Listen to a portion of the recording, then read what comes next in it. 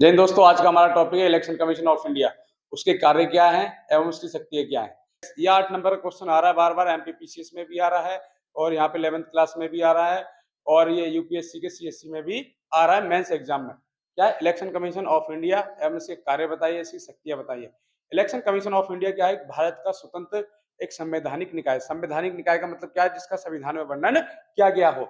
ये क्या है? भारतीय संविधान के 324 अनुच्छेद 324 से लेकर 329 में इसका वर्णन किया गया है। बिल्कुल इंडिपेंडेंट बॉडीज है जो क्या करेगा, लोकसभा, राज्यसभा, राज्य विधानसभा, राष्ट्रपति उपराष्ट्रपति का चुनाव कराएगा। इसकी स्थापना 25 जनवरी 1950 को की गई थी, जिसे राष्ट्रीय मतदाता दिवस के रूप में हम हर साल मनाते हैं। इसका मुख्यालय नई दिल्ली में स्थित है। इसके कार्य क्या क्या है? पहला कार्य क्या है? चुनाव प्रबंध कराना। मतलब क्या है? इसको कंट्रोल करना एंड डायरेक्शन इसको देना। चुनाव को डायरेक्शन और कंट्रोल करना। दूसरा क्या है? मतदाता सूची तैयार करना। लोकसभा और राज्य विधानसभा में मतदाता सूची तैयार करना। राजनीतिक दलों को मान्यता प्रदान करना कि राष्ट्रीय राजनीतिक दल है या राज्य स्तर पर है। जैसे कि अभी राष्ट्रीय राजनीतिक दल में कौन कौन है?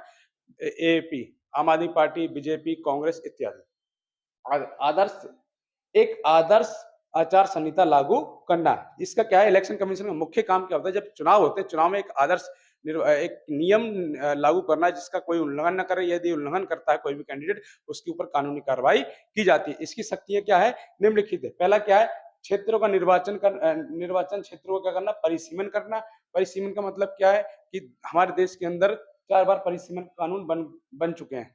पहला बना था 52 में, फिर 63 में, फिर 71 में, फिर 2002 में, अब 2026 में 5 बार ये परिसीमन कानून बैठना, जिसके अध्यक्ष राष्ट्रपति होते हैं। ये क्या करते हैं कि क्षेत्र में जितनी जैसे 543 लोकसभा की सीटें हैं 2002 तक में, इसका 543 से लागू की गई थी। अब क्या है 2026 में जब ये परिसीमन कानून बैठेगा, लागू होगा, उसके अंदर विचार होगा तो 700 प्लस लोकसभा की सीटें चली जाएंगी। ये क्या करता है? क्षेत्रों का निर्वाचन का संख्या को वृद्धि करता है या घटाता है। दूसरा क्या है? राज्य मतदाता सूची। मतलब क्या है? मतदाता सूची तैयार करना। राजनीतिक दलों को मान्यता प्रदान करना।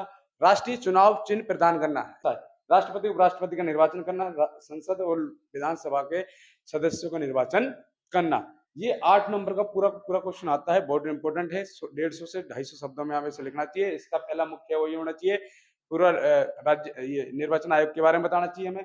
फिर इसके कार्य एवं शक्तियाँ थोड़ा निष्कर्ष लिख दो कि एक भारत के अंदर ये बिल्कुल स्वतंत्र निर्वाचन आयोग बना हुआ है जो लोकसभा, राज्यसभा, राज्य विधानसभा, राष्ट्रपति उपराष्ट्रपति का चुनाव कराने के लिए जिम्मेवार है। जय हिंद।